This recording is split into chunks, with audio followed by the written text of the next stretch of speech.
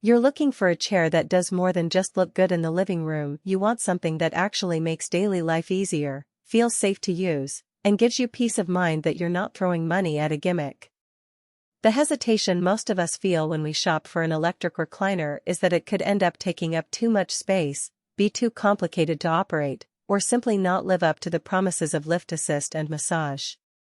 You're probably wondering if you'll actually get the comfort you need after a long day, and whether the added tech is worth the price tag. Link is in the description if you want to check the product details on Amazon. Let's start with the basics of how this kind of chair fits into a real home. The KTYUERGHK Power Lift Recliner is marketed towards seniors or anyone who has mobility challenges, but it's also pitched as a compact lounge seat for anyone who watches movies or reads in a small apartment. The key selling point is the powered lift mechanism that helps you stand up without straining your knees or back. In practice, that means you press a button, the chair gently tilts forward, and the seat rises just enough to bring your hips level with the floor. For someone who lives alone and has to get up in the middle of the night, that can be a game changer, no more wobbling or needing a nearby wall for support. The compact footprint is another real-world benefit. At under 5 feet wide, it slips into a corner of a bedroom or a home theater nook without making the room feel cramped. I've seen a lot of recliners that dominate a space, forcing you to rearrange furniture just to fit the chair. This model keeps the footprint modest while still offering the full recline and lift features, so you can keep your existing layout mostly unchanged. That's especially useful in senior-friendly apartments where space is at a premium. Now, let's talk about the extras that claim to add value: heating, massage, a cup holder, and a side pocket. The heating function is a low-level, steady warmth that feels similar to a heated blanket. If you have arthritis or sore muscles, turning it on for a 10-minute session while you read can ease stiffness. The massage isn't a deep tissue treatment, it's more of a gentle vibration that you can activate for a few minutes to give your back a quick reset.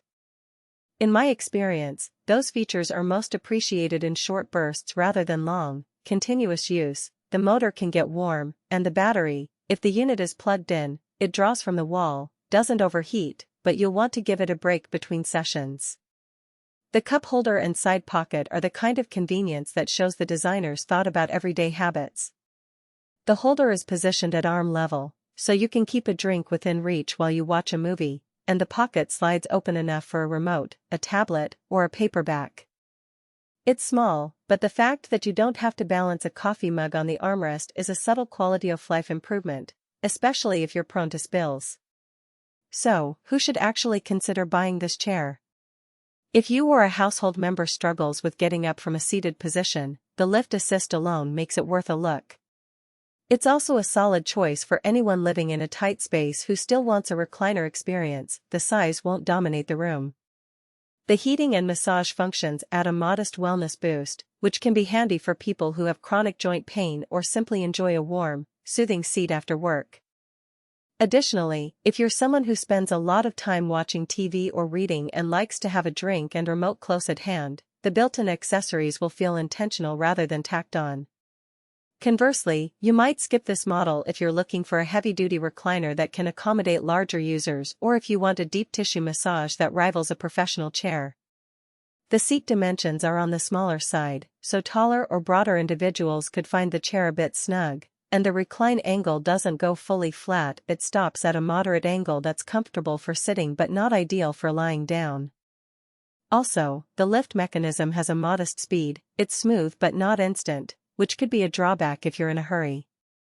Finally, the heating and massage settings are limited to basic levels, so power users who expect multiple intensity options might feel underwhelmed. Let's walk through a typical day with the chair to illustrate the practical strengths and weaknesses.